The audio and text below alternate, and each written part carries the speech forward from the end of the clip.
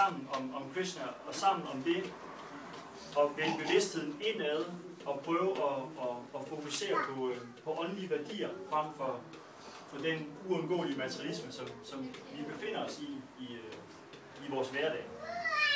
Så vi var en gruppe, der har samlet os for at lave det her Krishnahus, og har så fundet de her lokaler, og vi har fået sat en lille smule i stand, og er sådan cirka klar. Om et par uger, så kommer der toilet. Det glæder vi os vildt meget til. Men i mellemtiden, så fejrer vi etableringen af Krishnahuset, og så er Jagannath også kommet.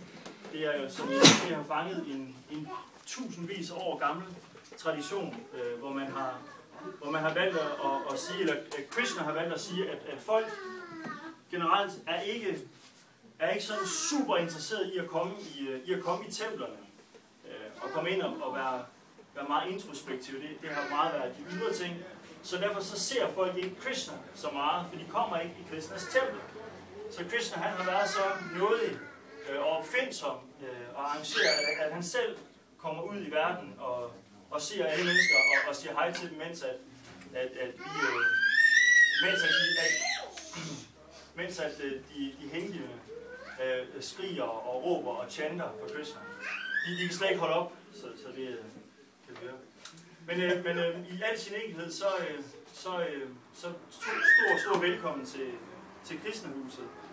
Vi er glade, fordi I vil dele den her åbningsdag med os alle sammen.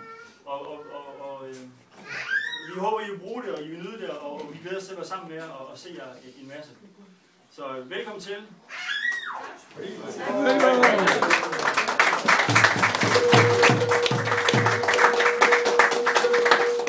Det som programmet er, det er fra nu af, at præsten er ved at færdiggøre de sidste ting ude bagved til den store ildofring, selve det der er åbningsceremonien, hvor man hidkalder Krishna, og man ikke har lyst til at være en del af projektet.